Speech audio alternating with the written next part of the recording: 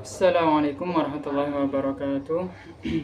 Perkenalkan, nama saya Zidanan Muhammad Aksoas. Saya mahasiswa Winsa Surabaya. Dan dalam video kali ini dalam rangka video kali ini saya akan membahas sebuah isu ataupun informasi ataupun juga berita, suatu informasi ataupun isu yang beredar yang pernah booming pada masanya, dalam rangka memenuhi tugas berbicara secara terampil ataupun keterampilan dalam berbicara. Oke, langsung saja tanpa berlama-lama. Sebelumnya saya sendiri itu seumur umur tidak pernah mondok, hanya saja bermodalkan sekolah umum seumur umur.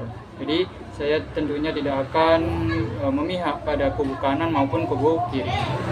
Jadi saya akan berusaha netral, tidak membela siapa-siapa. Oke, baik. Yang pertama yaitu saya akan menggunakan beberapa metode. Ada 3 hingga metode yang saya akan jelaskan secara singkat ya, tidak secara mendalam. Pertama yaitu saya akan membahas isu yang pernah booming, yaitu channel televisi Trans 7 yang mempunyai narasi seolah-olah mengejekkan ataupun merendahkan sebuah pondok pesantren dan juga kiai. Jadi ada 2, pondok pesantren dan juga kiai-kiai.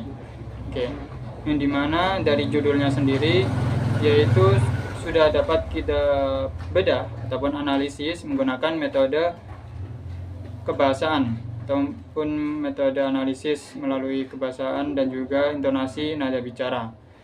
Yang pertama dari judulnya sendiri yaitu kiai yang kaya raya tapi umat yang kasih amplop.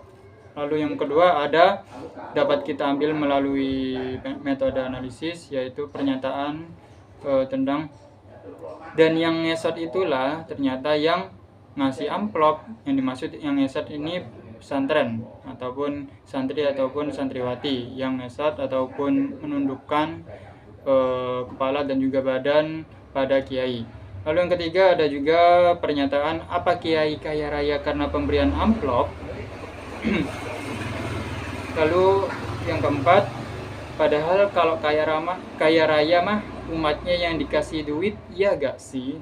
Itu pernyataan ataupun sekaligus pertanyaan. Yang kelima juga ada pernyataan sekaligus pertanyaan, tapi ya gimana ya? Dengan ngasih amplop pada kiai kan bisa dapat berkah. Kalau enggak, lalu yang terakhir, ya ambil hikmahnya aja deh. Itu yang terakhir.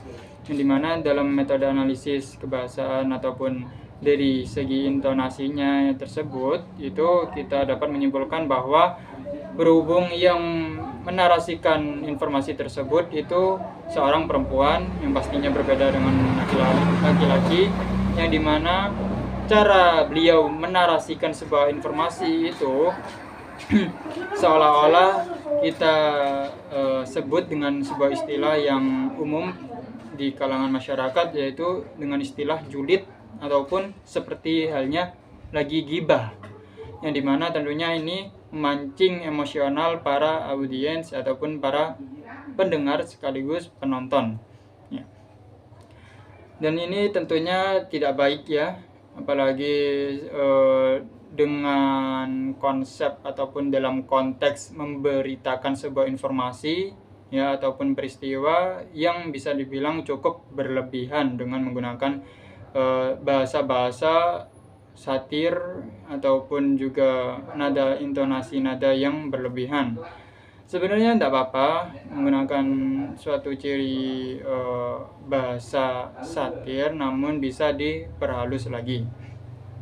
Lalu yang kedua yaitu menggunakan metode agama, khususnya dari agama saya sendiri yaitu agama Islam, yang tentunya sudah cukup menjawab ya beberapa pertanyaan ataupun pernyataan sekaligus peristiwa-peristiwa yang ada di duniawi ini, tidak hanya di duniawi namun juga di dunia akhirat.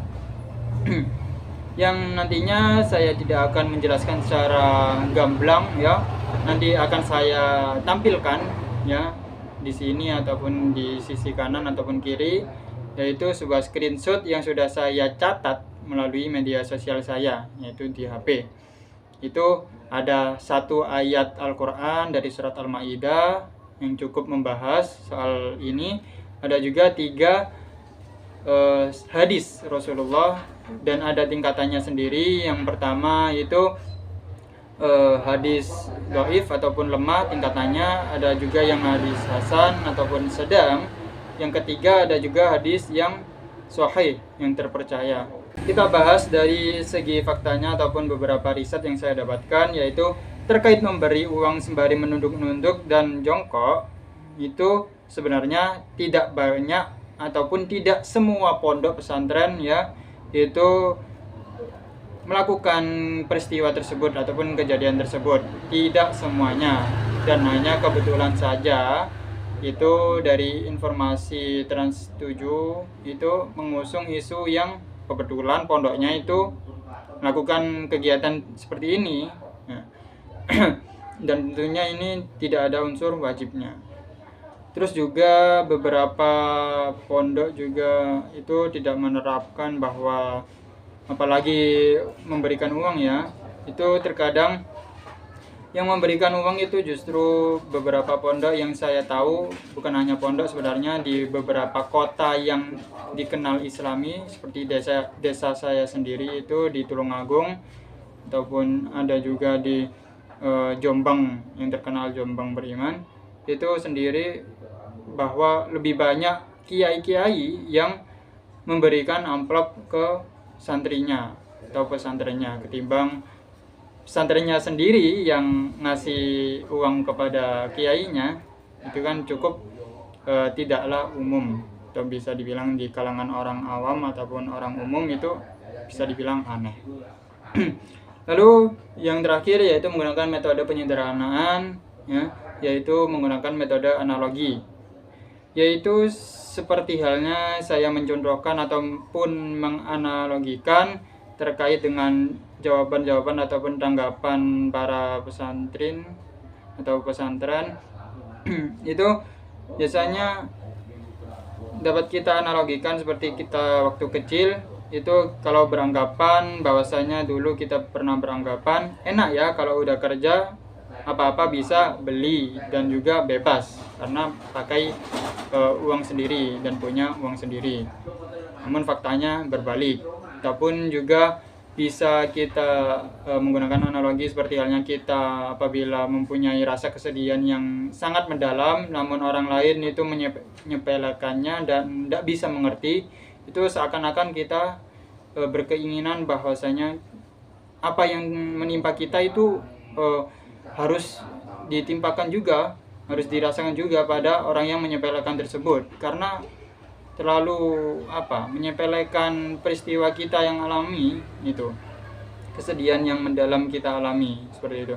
Dan ini berkaitan dengan tanggapan ataupun jawaban singkat yang biasa dilontarkan oleh para alumni pesantren, yaitu seperti yang pertama, orang yang nggak pernah mondok nggak bakal paham. Lalu ada juga yang jawabannya hanya sekedar makanya mondok, dan ini itu sebenarnya ada salahnya namun tidak sepenuhnya salah.